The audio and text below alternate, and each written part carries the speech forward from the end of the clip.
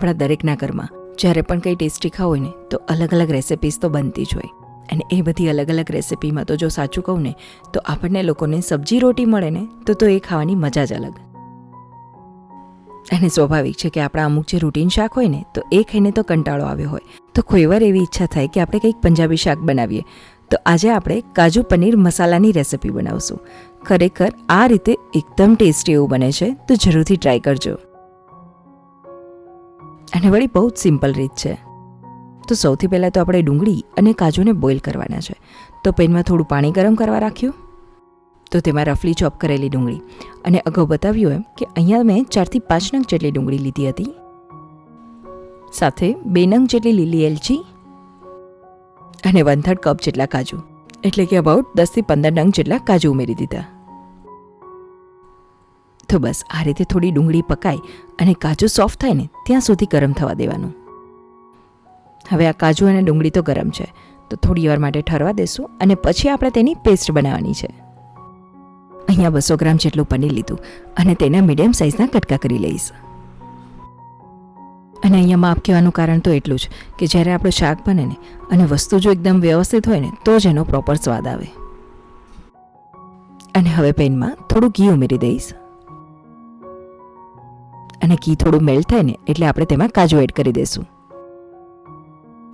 અહીંયા તો કાજુમાં આખા કે કટકા જે લો એ, પણ જ્યારે આપણે શેકીએ ને ત્યારે ખાસ ધ્યાન રાખવાનું કે વધારે પડતી ફ્લેમ કે પછી વધારે પડતી હીટ ના લાગવી જોઈએ. કેમ કે કાજુ તો જો થોડા પણ વધારે શેકાઈ જાય ને ઘીમાં તો એની એક અલગ સ્મેલ આવવા લાગે. અને શાકમાં ફ્રાય કરેલા કાજુ ઉમેરવા માટે અબાઉટ અડધી વાટકી જેટલા લીધા, પણ આમાં તો જેવો આપણો સ્વાદ એ પ્રમાણે વત્તા ઓછા ઉમેરવા. અને ત્યારબાદ પનીરને પણ થોડું શેલો ફ્રાય કરી દઈએ. અને આ રીતે પનીર જ્યારે સેલો ફ્રાય થતું હોય ને એ સમયે ચપટીક મીઠું એડ કરી દેવાનું. કેમ કે આપણે શાક ખાઈએ તો જેવું પનીર મોઢામાં આવે ને તો એનો મોળો ટેસ્ટ આવતો હોય અને એ ના મજા આવે. તો આ રીતનું થોડું મીઠું સ્પ્રિંકલ કરેલું હોય ને તો એ પનીરમાં ચડી જશે. અને પનીર પણ આ રીતે થોડું હલકું બ્રાઉનિશ જેવું થાય ને એટલે તેને કાઢી લેશું. અને આ બાજુ ડુંગળી અને કાજુને જે બોઇલ કરેલા હતા ને એ પણ એકદમ ઠરી ગયા છે, તો એની આપણે પેસ્ટ બનાવી લઈએ. હવે જ્યારે આપણે પેસ્ટ બનાવીએ ને તો ખાલી ડુંગળી અને કાજુની નહીં, થોડું એમાં પનીર પણ એડ કરી દઈશું, જેથી કરી એકદમ ક્રીમી એવી તૈયાર થાય. અને હા, બસ ખાલી એટલું જ ધ્યાન રાખવાનું કે કોઈ પણ આ રીતની પેસ્ટ બનાવતા હોય ને તો બહુ વધારે પડતી લિક્વિડી ના થઈ જાય. તો બસ શાકને એકદમ ક્રીમી અને ટેસ્ટી બનાવીને એવી આ પેસ્ટ તૈયાર છે. તો જેમાં કાજુ અને પનીરને શેલો ફ્રાય કરીએ ને એ જ પેનમાં આપણે બટર ઉમેરી દઈશું. અને બટરનું પ્રમાણ થોડું વ્યવસ્થિત માત્રામાં એડ કરવાનું. અને થોડું ગરમ થઈ જાય પછી તેમાં આખું જીરું, એક નાની સાઇઝનો તજનો કટકો અને અધકચરું વાટેલું લસણ ઉમેરશું. તો લસણની ક્વોન્ટિટી પણ અહીંયા આપણે 2 ચમચી ભરીને એડ કરી. અને અહીંયા એ ધ્યાન રાખવાનું કે સાવ પેસ્ટ પણ નહીં એડ કરવાની કે બહુ વધારે પડતું આખું રહે ને એવું નહીં.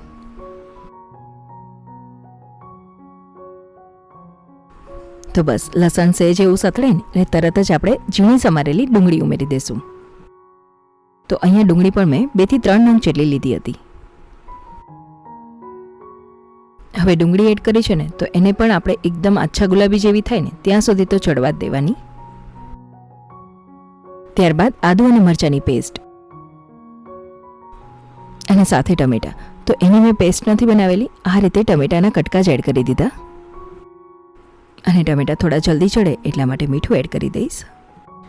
અહીંયા તો આ રીતે બધું અધકચરું કે પછી થોડા આવી રીતે કટકા જ એડ કરવાનું કારણ કેમ કે પેસ્ટ તો આપણે એડ કરશું તો બધું જ એકદમ ગ્રેવીવાળું જ આ શાક બનશે.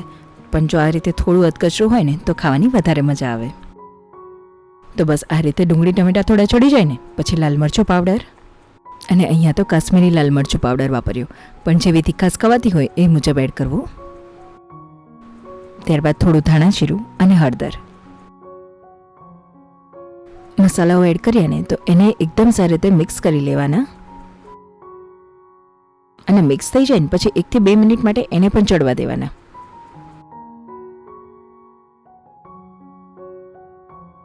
અને આ બધા મસાલાઓમાંથી હજી તો તેલ તો છૂટું નથી પડ્યું, તો હજુ એને 1 થી 2 મિનિટ માટે ઢાંકીને ચડવા દેશું. તો જોઈ શકાય છે કે તેલ હવે એકદમ સરસ છૂટું પડી ગયું છે. તો આ સમયે આપણે ડુંગળી, કાજુ અને પનીરની જે બનાવેલી પેસ્ટ છે ને એ ઉમેરી દઈશું. હવે અહીંયા તો તમે જોઈને જ કહી શકશો કે એકદમ ક્રીમી એવી આ પેસ્ટ બનીને તૈયાર થઈ છે ને, તો શાકનો ટેસ્ટ તો કેટલો સરસ લાગશે. અને પેસ્ટને એડ કર્યા પછી મસાલાઓ સાથે એકદમ સારી રીતે મિક્સ કરી લેશું. આમ જોવા જઈએ ને તો જ્યારે પણ આપણને કંઈ ખાવાની ઈચ્છા થતી હોય કે પછી મહેમાનો આવતા હોય ને તો બહારથી તો લાવતા જ હોય, પણ ઘરે બનાવેલી વસ્તુ હોય ને તો એક તો ચોખ્ખી અને વળી આપણા સ્વાદની. ખરેખર આ રીતે શાક બનાવવાની જરૂરથી ટ્રાય કરજો, બહુ જ ટેસ્ટી એવું બને છે. તો બસ આ રીતે થોડું ઓઇલ રિલીઝ થાય ને એટલે તેમાં ખાંડ. હવે અહીંયા તો એવો વિચાર આવે કે અમે તો ખાંડ બિલકુલ શાકમાં નથી ખાતા, પણ એમ છતાંય થોડાક પ્રમાણમાં તો જરૂરથી ઉમેરજો. અને ત્યારબાદ થોડીક એવી કસૂરી મેથી એડ કરી દઈશ. અને વળી આપણને દરેક લોકોને ભાવતું એવું ચીઝ બટર મસાલા, તો એ પંજાબી શાકની રેસિપી પણ મેં અપલોડ કરેલી છે, તો એની લિંક પણ હું અહીંયા શેર કરી દઈશ. તો બસ આ રીતે લાસ્ટમાં આપણે જે ફ્રાય કરેલા કાજુ અને પનીરને ઉમેરી દઈશું. તો અહીંયા જોઈ શકાય છે કે આટલા માપથી શાકની ક્વોન્ટિટી તો ઘણી બધી બની છે. તો બસ ઉપરથી થોડી કોથમીર સ્પ્રિંકલ કરીને થોડીવાર માટે ચડવા દેશું. થોડીવાર માટે એટલે કેમ કે આપણે જે પનીર અને કાજુ એડ કરેલા છે ને, તો મસાલાઓ એમાં સાથે એકદમ સરસ ભળી જાય.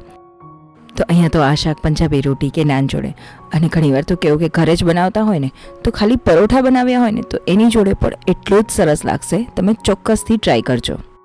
અને આ જો વિડીયો તમને ગમ્યો હોય ને તો જરૂરથી લાઇક, શેર તેમજ આ ચેનલને સબસ્ક્રાઈબ કરજો, જેથી કરી મને તમારો સપોર્ટ મળી રહે. ખૂબ ખૂબ આભાર.